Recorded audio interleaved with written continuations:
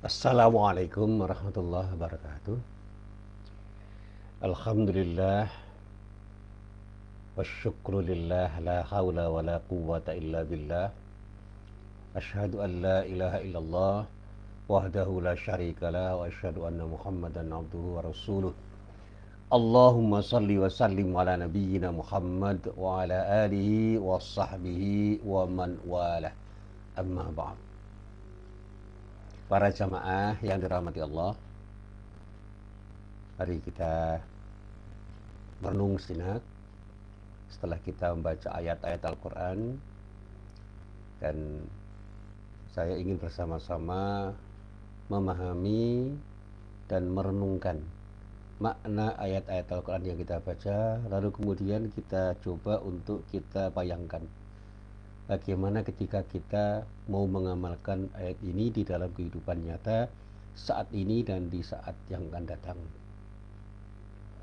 Para jamaah yang dirahmati Allah, ada sebuah ayat yang mengisyaratkan bahwa orang itu tidak bisa hidup sendiri karena ada ketergantungan antar manusia yang itu merupakan bagian dari sunnatullah. Jadi kalau dalam bahasa akademis ada interdependensi antar manusia, di mana manusia itu tidak bisa hidup sendiri. Kita membutuhkan orang lain dan orang lain pun membutuhkan kita, apalagi ketika kita punya intensitas dalam pergaulan kita. Sehingga ada rangkaian ayat yang terdapat di dalam Al-Quran, utamanya pada surat Al-Maidah ayat 2, yang mengisyaratkan bahwa kita ini harus mau melakukan tindakan dalam rangka untuk menolong orang lain, membantu orang lain, atau peduli terhadap sesama. Rangkaian katanya itu di dalam ayat ini adalah pernyataan Allah, wa ta'awanu 'alal birri wat taqwa wa la ta'awanu 'alal itsmi wal 'udwan. Nah, secara keseluruhan ayat ini adalah ayat yang nidaknya atau seruannya itu kepada orang-orang yang beriman. Di dalam ayat itu dinyatakan, a'udzubillahi minasyaitonir rajim, ya ayyuhalladzina amanu la tukhillu sya'airallahi walasyahrul harama walal hadiya walal qalaida wala aminal baital harama yabtaghuna fadlam min rabbihim wa ridwana wa idza halaltum fastadu wa la tajrimannakum syana'anu qaumin an saddukum 'anil masjidil harami an ta'tadu wa ta'awanu 'alal birri wat taqwa wa la ta'awanu 'alal itsmi wal 'udwan wattaqullah innallaha syadidul 'iqab. Yang terjemahan bebasnya adalah, wahai semua orang yang beriman, jangan sampai kamu langgar syiar-syiar Allah dan jangan melanggar kehormatan bulan-bulan haram. Jangan mengganggu binatang-binatang hadya dan binatang-binatang qalaid, dan jangan pula mengganggu orang-orang yang mengunjungi Baitullah sedang mereka mencari karunia dan keridhaan dari Tuhannya. Dan apabila kamu telah menyelesaikan ibadah haji, maka bolehlah berburu, dan janganlah sekali-kali kebencianmu kepada sesuatu kaum karena mereka menghalang-halangi kamu dari Masjidil Haram, mendorongmu berbuat aniaya kepada mereka, dan tolong-menolonglah kamu di dalam mengerjakan kebajikan dan takwa, dan jangan tolong-menolong dalam berbuat dosa dan pelanggaran. Dan bertakwalah kamu kepada Allah, sesungguhnya Allah amat berat siksanya. Nah, para jamaah yang dirahmati Allah, saya ingin mencoba untuk memotong pemahaman ayat ini secara keseluruhan pada rangkaian kata yang ada dalam kalimat wa ta'awanu 'alal birri wat taqwa. wala ta'awanu 'alal itsmi wal 'udwan. Di dalam ayat ini ada perintah ta'awanu, tolong menolong kamu. Maksudnya disebut dalam bahasa tafsir ai tahatsu, hendaklah kamu sekalian saling menganjurkan atau saling mendorong. Kemudian yang disebut apa setelah itu? Albir. Albir itu disebut sebagai at-tawassu'u fi fi'lil khairi, yaitu memperluas upaya kebaikan. Artinya di sini kebajikan yang dianjurkan untuk kita jadikan sebagai alas tolong menolong dan dalam rangka untuk kita wujudkan adalah kebajikan yang nilainya sangat luas, universal. Sehingga ketika kita itu menolong untuk kebajikan, itu artinya menolong dalam rangka untuk menciptakan social impact yang lebih besar, yang lebih luas. Supaya kebaikan yang kita ciptakan, yang kita ulurkan, yang kita tawarkan, itu benar-benar menjadi kebaikan yang berbuah pada kebaikan-kebaikan lebih lanjut. Artinya kita tidak hanya bicara tentang proses, tetapi juga bicara tentang output dan outcome. Jadi kalau kita bicara inputnya adalah tindakan yang baik dengan proses yang baik, maka outputnya dan outcome-nya harus jelas. Harus ada kebaikan yang tercipta, dan kebaikan yang tercipta itu berbuah menjadi kebaikan-kebaikan yang lebih luas daripada kebaikan-kebaikan yang kita ciptakan. Ilustrasi yang sering dikembangkan para ulama di dalam kitab tafsir, kata ta'awanul 'alal birri wat taqwa itu perintah kepada kita untuk bisa saling membantu di antara kita untuk menciptakan kebajikan dengan keragaman yang tidak terbatas.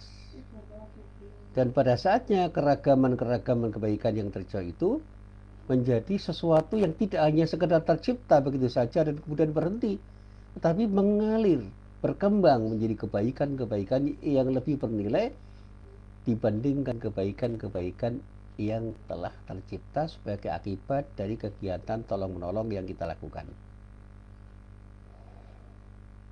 Dan masih kemudian dilanjutkan dengan kata-kata wat taqwa, dan juga tolong menolong kamu di dalam ketakwaan. Maksudnya di dalam kitab tafsir dikatakan ittiqa'u kulli ma yadurru sahibahu fi dinihi au dunyahu, memelihara diri dari segala hal yang memberikan madarat, baik dalam pengertian duniawi maupun ukhrawi. Dalam pengertian yang bersifat keagamaan murni maupun yang bersifat non keagamaan, baik yang bersifat ta'abudi atau ibadah maupun yang bersifat muamalah. Jadi kita diminta untuk bisa memelihara diri dari segala macam yang berpeluang memberikan madarat, sehingga ketika kita bertolong menolong di dalam ketakwaan itu adalah bagaimana kita melakukan tindakan dalam rangka untuk membantu orang lain agar orang lain betul-betul terhindar dari hal-hal yang tidak berguna, yang bermadarat atau berdampak buruk pada diri kita, baik keburukan itu adalah keburukan yang bernilai duniawiyah maupun ukhrawiyah, baik yang bernilai ta'abudi atau ibadah maupun yang bernilai muamalah. Jadi kalau kita bicara tentang sesuatu yang bermadarat, itu jangan hanya berpikir tentang madarat dalam arti sempit, tetapi madarat dalam arti yang universal. Sehingga ketika disebut dengan takwa, itu unsur yang paling penting di dalam takwa itu adalah kehati-hatian untuk tidak terjebak pada tindakan yang tidak baik, tindakan yang memberi dampak buruk, sehingga orang yang bertakwa itu akan menjadi orang yang selalu melakukan tindakan yang berfaedah, yang berguna, yang bermanfaat. Sehingga ketika kita bertolong menolong di dalam ketakwaan, artinya bertolong menolonglah kita untuk menuju sesuatu yang memberi manfaat, yang bermanfaat, yang berguna. Jangan sampai kita melakukan tolong-menolong dalam rangka untuk menciptakan kemudaratan atau keburukan di antara kita. Sehingga kemudian ditegaskan di dalam rangkaian kalimat selanjutnya dengan kalimat yang menegaskan. Yang pertama, memerintahkan untuk sesuatu yang baik. Yang kedua, melarang jangan sampai kita melakukan sesuatu yang tidak baik. Sehingga dikatakan wala ta'awanu 'alal itsmi wal 'udwan, dan jangan sampai kamu melakukan tolong-menolong dalam perbuatan dosa dan pelanggaran. Di sini kata dosa itu disebut dengan kullu dzanbin wa maksiatin. Setiap perbuatan dosa dan maksiat. Artinya apa? Setiap perbuatan yang pada saatnya berakibat pada sesuatu yang tidak baik, dan perbuatan-perbuatan yang pada dasarnya adalah sesuatu yang tidak baik. Jadi ada perbuatan-perbuatan yang disebut perbuatan yang tidak baik, dan pada saatnya juga akan melahirkan ketidakbaikan. Sehingga ketika kita bertolong-menolong, jangan sampai kita melakukan tindakan untuk saling menolong, melakukan tindakan dalam rangka untuk menciptakan keburukan yang akan berdampak pada keburukan-keburukan yang lebih buruk daripada apa yang kita ciptakan atau kita perbuat. Di samping itu ada rangkaian kata wal udwan, pelanggaran. Nah, di sini di dalam kitab tafsir dikatakan yang disebut udwan ai tajawuzu hududi syar'i wal urfi fil muamalati wal khuruju 'anil adli fiha. Artinya membatas syarak, melampaui itu artinya tidak sampai pada keinginan untuk menaati batas-batas syariat atau melanggar sesuatu yang dilarang oleh agama. Jadi jangan sampai kita melakukan tolong-menolong pada sesuatu perbuatan yang pada dasarnya perbuatan itu adalah sesuatu yang tidak diizinkan oleh Allah dan Rasul-Nya. Demikian juga dikatakan jangan sampai melampaui batas uruf atau kelaziman dalam persoalan muamalat dan menyimpang dari prinsip keadilan. Artinya kalau kita bicara tentang udwan itu adalah bicara tentang sesuatu yang bersifat pelanggaran atas kaidah-kaidah keagamaan dan kaidah-kaidah kelaziman atau kaidah-kaidah budaya yang pada saatnya di dalam muamalah ketika kita lakukan itu adalah sesuatu yang dianggap buruk dan berdampak pada keburukan-keburukan, dan bahkan akan menciptakan ketidakadilan ketika kita lakukan. Sehingga ketika kita melakukan tolong-menolong dan tolong-menolong kita itu justru akan melahirkan kezaliman, maka tolong-menolong itu adalah tolong-menolong yang tidak diperintahkan oleh Allah dan bahkan dilarang oleh Allah Subhanahu wa Ta'ala. Nah, para jamaah yang dirahmati Allah, secara sederhana kalimat di dalam ayat itu menyatakan kita diminta untuk peduli terhadap orang lain supaya kita itu mau menolong orang lain. Di samping itu orang lain pun juga kita dorong untuk menolong diri kita, sehingga ada tolong menolong yang terjadi antara kita untuk bisa melahirkan kebaikan demi kebaikan, dan pada akhirnya Allah ridho terhadap apa yang kita lakukan. Sebaliknya jangan sampai kita melakukan tolong menolong di dalam melakukan perbuatan yang tidak baik, yang berdampak tidak baik, yang pada saatnya perbuatan itu justru akan menjadi perbuatan yang melanggar prinsip-prinsip syariat atau prinsip keagamaan, prinsip ajaran agama, dan juga prinsip-prinsip muamalah yang diakui baik oleh masyarakat yang tidak berseberangan dengan prinsip-prinsip agama. Dan juga jangan sampai tindakan kita di dalam menolong itu justru akan menciptakan kezaliman atau menyimpang dari prinsip keadilan. Nah, para jamaah yang dirahmati Allah, mari kita coba untuk kita uraikan dengan contoh-contoh yang lebih jelas. Nah, di dalam perintah untuk berbuat baik itu ada dua rangkaian kata, al-bir dan at-taqwa. Dua kata ini, kata para ahli tafsir, memiliki hubungan yang sangat erat karena masing-masing menjadi bagian dari yang lain. Tidak ada kebaikan tanpa ketakwaan, tidak ada ketakwaan tanpa kebaikan. Ya, tidak ada bir tanpa takwa, tidak ada takwa tanpa bir. Sehingga secara sederhana para ahli tafsir mengatakan bahwa albir itu memang bermakna kebaikan yang sifatnya universal. Kebaikan dalam hal ini adalah kebaikan yang menyeluruh, mencakup segala macam dan ragamnya yang telah dipaparkan oleh syariat Islam. Satu contoh misalnya Ibnu Qayyim al-Jauziyah itu menyatakan bahwa albir di dalam ayat ini kalau kita maknai artinya satu kata bagi seluruh jenis kebaikan dan kesempurnaan yang dituntut dari seorang hamba, yang di dalam bahasa tafsir dikatakan ismun jami'un lil khair. Satu kata yang mewakili semua kebaikan. Nah, lawan kata dari albir itu adalah al-ithm, yang sering diterjemahkan dengan dosa, yang maknanya adalah satu ungkapan yang mencakup segala macam bentuk keburukan atau kejelekan dan aib yang menjadi sebab seorang hamba sangat dicela apabila melakukannya, baik tercela di hadapan Allah maupun tercela di hadapan umat manusia. Itu yang namanya al-ithm. Ya, ada perbedaan al-ithm dengan al-dhanbu. Al-ithm itu tindakan buruknya, itu namanya al-ithm.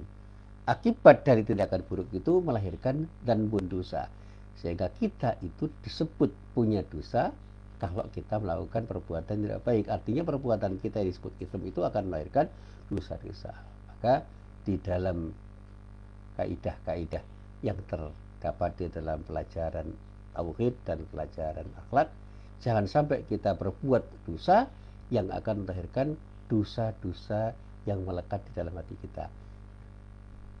Larangan pertama itu jangan sampai kita melakukan perbuatan ithm, perbuatan buruk, yang perbuatan buruk itu akan berdampak buruk pada diri kita sehingga melekatlah keburukan-keburukan itu pada diri kita yang berupa dhanbun, namanya dzunub, yang pada saatnya ketika kita membersihkan dzunub itu kita harus memohon ampun kepada Allah Subhanahu wa taala dengan istighfar. Nah, ini penjelasan Ibnu Qayyim al-Jauziyah. Nah, sementara ulama yang lain, As-Sa'di misalnya, menjelaskannya dengan penjelasan yang tidak jauh berbeda dari Ibnu Qayyim al-Jauziyah. Beliau mengatakan bahwa albir itu adalah sebuah nama yang mencakup segala yang dicintai oleh Allah dan diridhai oleh Allah. Berupa apa? Berupa perbuatan-perbuatan yang secara lahiriah maupun batiniah, yang tampak dan tersembunyi, yang berhubungan dengan hak Allah dan atau hak sesama manusia. Hakullah dan hakul Adam. Jadi ada hak-hak Allah, yaitu yang terkait hubungan vertikal kita dengan Allah, atau hak Adam, yaitu hubungan kita dengan sesama manusia secara horizontal. Jadi kalau kita itu ingin melakukan tindakan yang baik dalam arti albir, jadilah orang yang selalu ingat terhadap hak Allah dan hak sesama manusia, sehingga secara vertikal dan horizontal perbuatan kita itu bernilai baik. Nah, dari sinilah kemudian bisa kita simpulkan bahwa yang tercakup dalam cakupan albir itu bisa berarti sesuatu yang terkait dengan keimanan kita.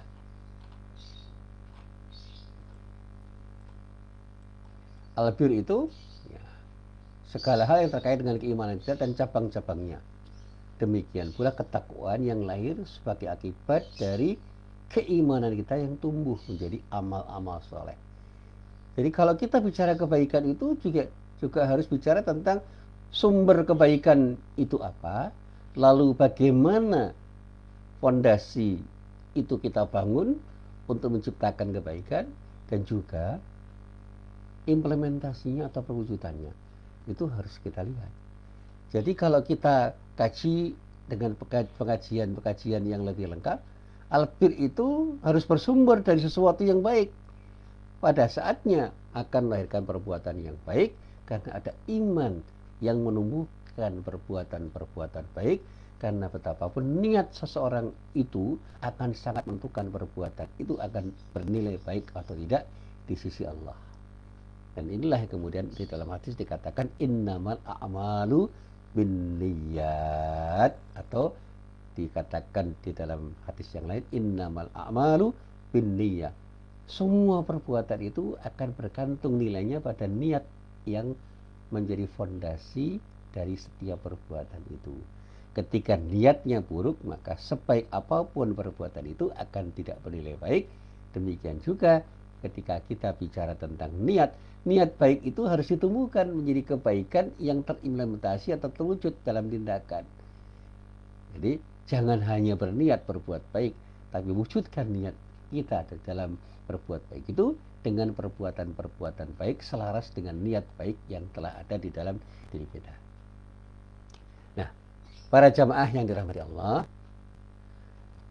di dalam kajian tafsir memang kita bisa melihat bagaimana kata albir itu dibahas dengan pembahasan yang sangat beragam.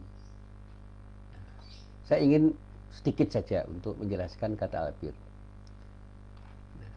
Misalnya ketika kita bicara albir itu kita juga bisa merujuk pada surat Al-Baqarah ayat 177 yang di situ ada kata-kata laisal birra an tuwallu wujuhakum qibalal masyriqi wal maghrib ila akhir ayat, sampai akhir ayat.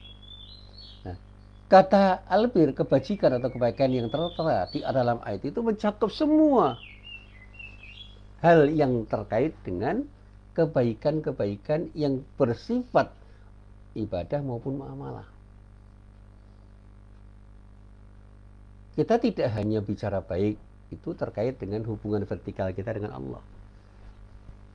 Kata sholat, kalau kita bicara sholat, itu jangan hanya bicara sholat dalam pengertian tindakan kita di dalam melaksanakan sholat itu di masjid atau di tempat sholat.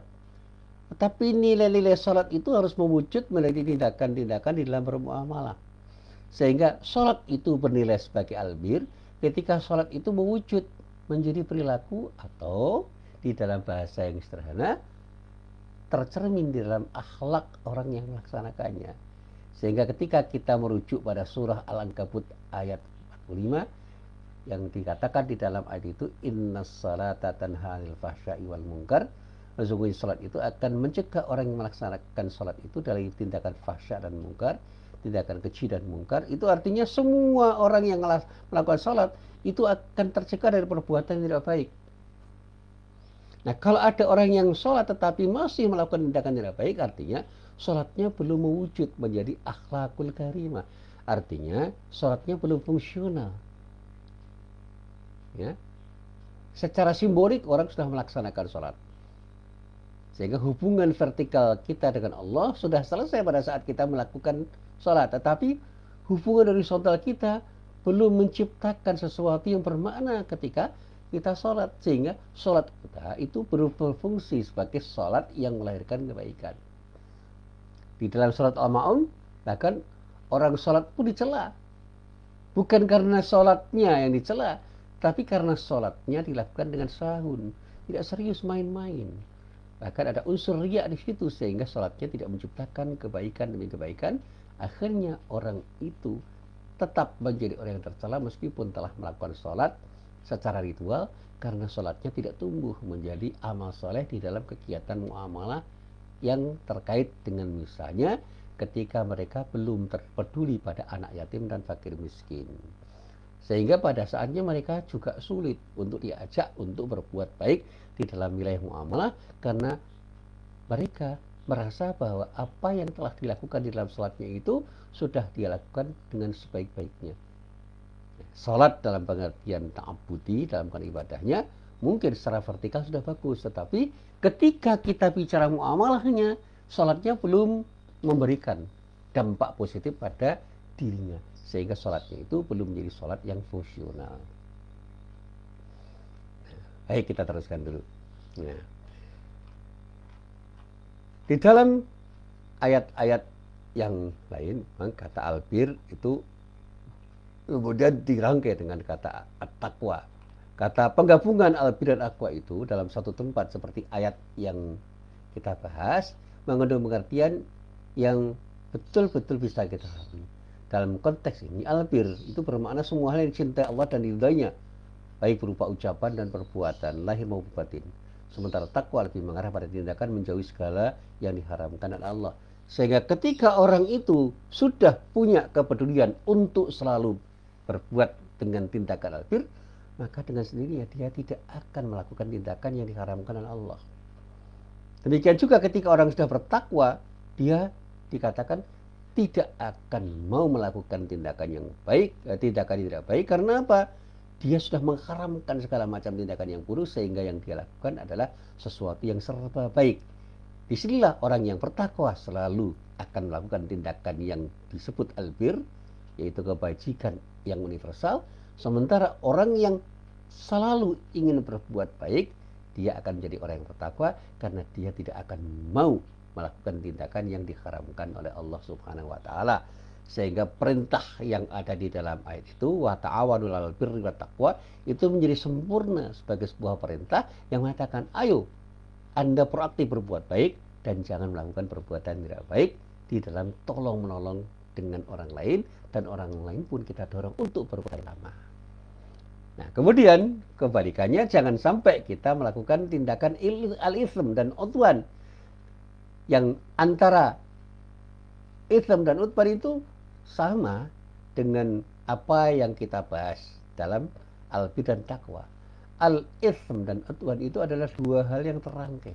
Masing-masing kata itu mengandung pengertian yang melengkapi kata lainnya atau saling melengkapi. Di mana al-ism itu merupakan sesuatu yang akan bisa melahirkan tindakan udwan, dan al-udwan itu bisa menciptakan tindakan-tindakan ism. Ada hubungan timbal balik antara ism dan udwan. Setiap tindakan yang disebut ism merupakan sesuatu yang akan melahirkan udwan.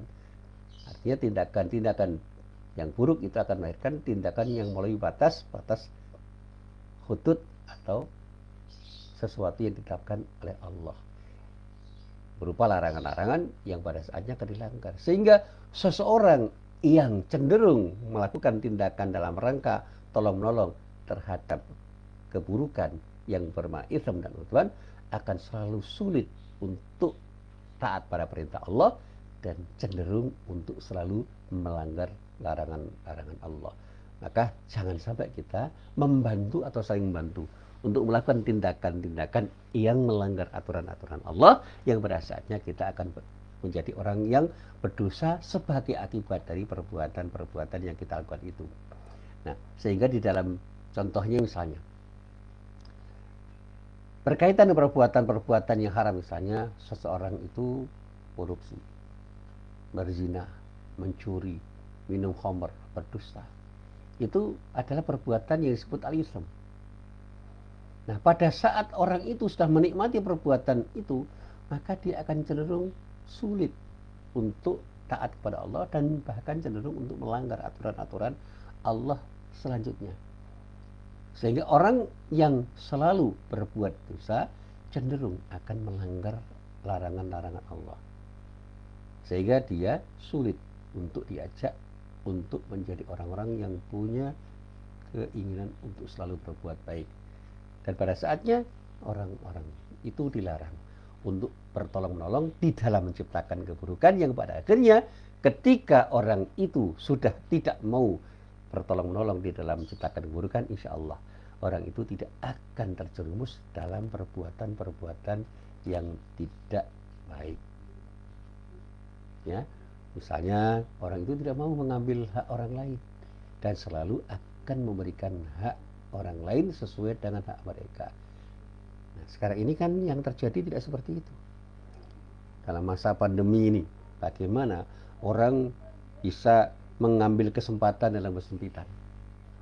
Sekarang orang bisa menunggangi dengan kepentingan-kepentingan tertentu. Ada kepentingan politik yang bermain, ada kepentingan-kepentingan ideologis yang bermain, ada kepentingan-kepentingan ekonomi yang bermain, sehingga orang itu memanfaatkan sesuatu untuk kepentingan dirinya tanpa berpikir apakah ketika dia memanfaatkan itu akan merugikan kepentingan orang lain. Bagaimana orang menjual mahal barang-barang yang seharusnya dijual murah dengan prinsip ikhtikar atau menimbun, atau juga menciptakan manipulasi penawaran seolah-olah barang itu sangat dibutuhkan padahal tidak. Ya, kita tidak usah menyebut apa dan siapa, tetapi kita akan melihat bagaimana masyarakat itu sekarang tertekan ketika mau membeli sesuatu yang dibutuhkan, karena ada permainan dalam dunia bisnis yang kemudian menciptakan kemahalan-kemahalan barang-barang yang dibutuhkan oleh masyarakat. Dan bahkan masyarakat itu secara psikologis dipengaruhi untuk membeli sesuatu yang pada dasarnya tidak diperlukan. Dalam dunia bisnis biasa saja itu. Manipulasi penawaran yang bisa terjadi pada siapapun, dimanapun dan kapanpun, sehingga tidak hanya menimbun, tapi tindakan mereka justru melakukan tindakan-tindakan untuk memanipulasi seolah-olah sesuatu itu memang layak untuk dibeli dan harus dibeli. Dan pada saatnya orang berbondong-bondong membeli sesuatu yang pada dasarnya belum perlu untuk dibeli. Ya, nanti di dalam kajian muamalah itu bisa kita kaji secara lebih detail. Nah, yang lebih penting dari apa yang bisa kita bahas di dalam ayat ini, yang terpenting di antara yang penting, di dalam ayat ini Allah merintahkan kita untuk saling membantu dalam rangka menjadi orang yang terbaik. Dan jangan sampai kita membantu untuk menjadi orang yang terpuruk. Jadilah orang yang saling membantu untuk mendekatkan diri kepada Allah, dan jangan sampai kita saling membantu yang bantuan kita itu justru akan membuat kita semakin jauh dari Allah. Dan pada saatnya kita mencoba untuk bisa memahami arti penting tindakan baik yang kita lakukan itu, bahwa tindakan baik yang kita lakukan itu akan berdampak baik juga bagi diri kita meskipun kita sudah tidak melakukannya. Di dalam hadis Rasulullah ada kata-kata, orang-orang yang menunjukkan kebaikan itu akan bisa menjadi orang yang mendapatkan pahala dari kebaikan yang pernah diajakkan oleh orang lain. Ad-dalu ala khair kafa'ilih misalnya. Atau di dalam hadis yang lain dikatakan mandalla ala khairin. Ya. Orang yang menunjukkan kepada kebaikan kafa'ilih, seperti orang yang mengerjakannya. Ya, ini di dalam hadis yang saya kutip dari kitab Sunan At-Tirmidzi. Ada sebuah hadis dari Imam At-Tirmidzi yang berasal dari Anas bin Malik radhiyallahu anhu pada juz 5 halaman 41, halaman 41. Hadisnya hadis nomor 2670. Di situ ada kata ad-dalu alal khair kafa'ili. Orang yang menunjukkan kebaikan kepada orang lain, yaitu bagaikan orang yang mengerjakannya. Artinya apa? Ketika kita itu berbuat baik pada orang lain dan kebaikan itu kemudian dikerjakan orang lain, insya Allah kita akan jadi orang yang senantiasa akan mendapatkan pahala sebagai akibat dari perbuatan baik yang dilakukan orang, tanpa mengurangi nilai kebaikan dari perbuatan yang dilakukan orang yang pernah kita ajak. Nah, ini hadisnya banyak sekali itu yang bisa kita lacak nanti di dalam kitab-kitab hadis yang intinya seperti itu. Siapapun orang yang mau menolong orang berbuat baik, maka orang yang ditolong itu kemudian berbuat baik atas dasar pertolongan yang kita berikan, maka insya Allah kita akan menerima pahala kebaikan dari orang-orang yang mengerjakan kebaikan itu.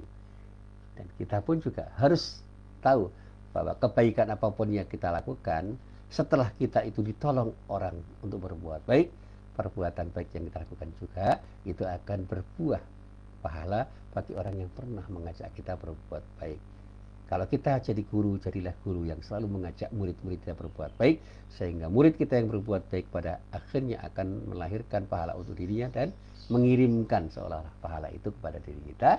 Demikian juga ketika kita sebagai murid, jadilah orang yang selalu berbuat baik seperti apa yang diajak oleh para gurunya, sehingga kita itu dengan tanpa sadar mengirimkan kebaikan berupa pahala kepada guru-guru kita yang telah mengajarkan kebaikan pada diri kita.